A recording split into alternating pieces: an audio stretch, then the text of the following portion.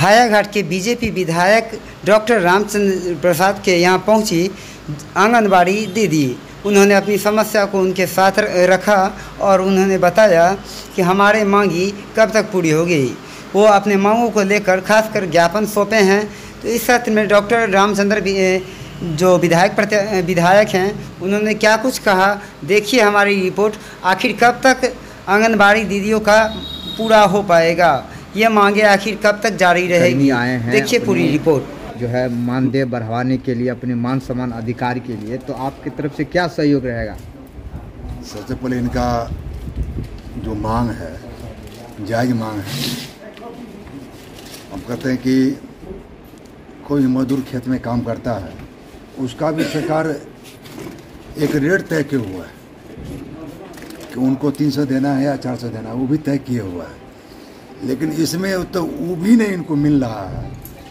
और जो लोग हमारे सेवका हैं, जो लोग काम करते हैं, बड़े दिन बच्चों को पढ़ाने का काम करता है, बच्चों को खाना खिलाने का काम करता है, बच्चों को सुरक्षा देने का काम करता है, उसको आप एक मजदूर का जो मिलता है मजदूरी, उससे भी कम दे रहे हैं। तो सरकार तो सारी मजाक उड़ा रहा है इस सेवका का। और अगर ये अपना मांग को लेके आए हैं तो हम इनके मांग को समर्थन करते हैं। और ये मांग को समर्थन हम लोग यहाँ पर तो करते ही हैं। और मैं इनके मांग को, जितना भी मांग इस पत्र में हमको जो मिला है, इस मांग को हम निश्चित रूप से, जो हमारा 6 तारीख से विधानसभा सत्र चलने वाला है, इस विषय को, इस आवाज़ को मैं विधानसभा में, इनके आवाज़ को मैं रखने का काम करूँगा। और सरकार को मैं मजबूर करूँगा कि इनका जो कम से कम न्यूनतम जो मजदूरी होना चाहिए, निश्चित रूप से इनको मिलना चाहिए, इनको अधिकार इनको मिलना चाहिए। इसके समर्थन में पूरी मैं तो खड़ा है हूँ। हमारा जितने भी भारतीय जनता पार्टी के या जो एनडीए में जो हमारे विधायक हैं, जो मंत्री हैं, सब इनके समर्थन में इनके साथ खड़ा रहेगा। और इनके आवाज़ को बुलंद करने के लिए एक साथ सुर में सुर मिला करके और लोग विधानसभा में आवाज़ उठाने का काम करेंगे। आप अपने विधायक जी के पास आए थे, क्या मांगों को लेकर आए थे और क्या कहना चाहेंगे? हम लोग विधायक जी के पास आए हैं बहुत उम्मीद से। हम एक आंगनबाड़ी सेविका हैं।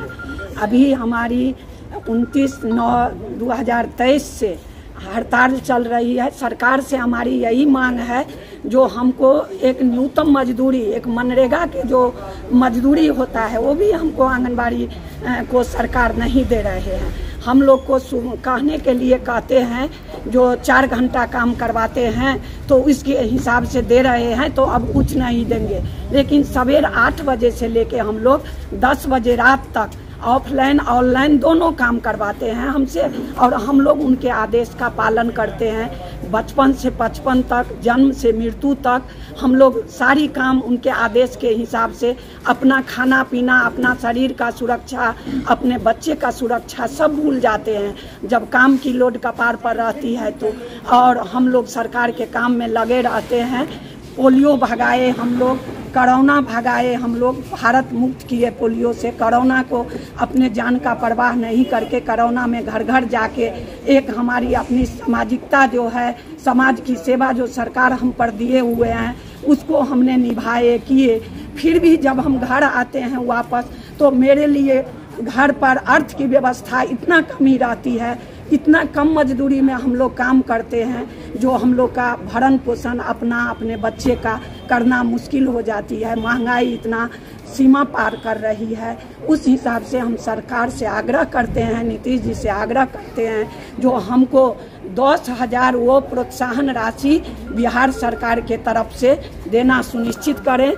राज्यकर्मी का दर्जा दें और ग्रेजुएटी जो सुप्रीम कोर्ट से लागू किया गया है, ग्रेड डी में सेविका को समायोजित करें और ग्रेड सी में सहायिका को करें।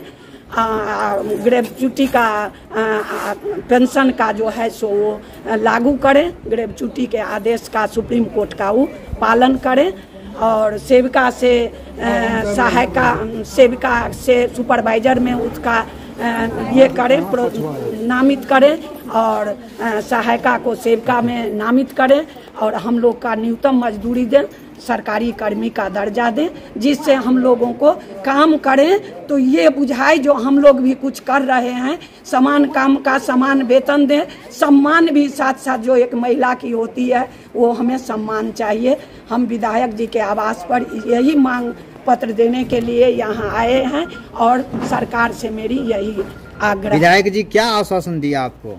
विधायक जी आश्वासन दिए जो हम आपके साथ कदम में कदम मिला के चलेंगे, हम आपके मांग को अपना राज्यसभा में रखेंगे और हमसे जहां तक जो बन पाएगा हम आपके साथ हैं। इतना दिन से आप धरना दे रहे हैं, काम को बंद किए हुए हैं, और गांव में जो समस्या होगा उसका जिम्मेवार कौन होगा? उसका जिम्मेवार सरकार होंगे हमारी।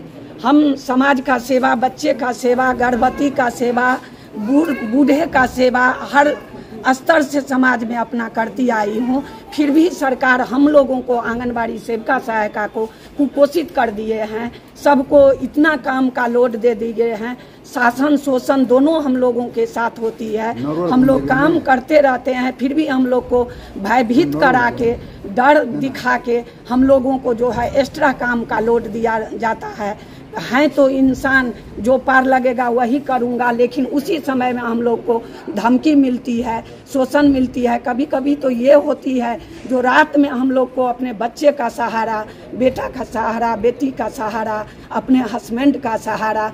एक कहावत है बहुत पुराना जो लिखा, आंगनबाड़ी किस्मत में मंत्री को याद क्या करना, जहाँ बेदर्द हाकिम है वहाँ फरियाद क्या करना। तो हम लोग को इसके साथ जो है तो जिंदगी को गुजारना पड़ता है।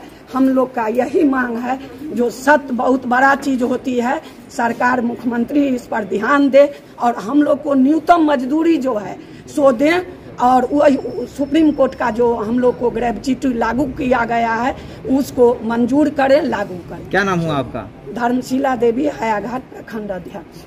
के पास आए हैं जो मानदेय हम लोगों को मानदेय नहीं, वेतनमान चाहिए और विधायक जी के द्वारा आश्वासन मिला है ग्रेजुएटी चाहिए, जो कि सुप्रीम कोर्ट का आदेश है।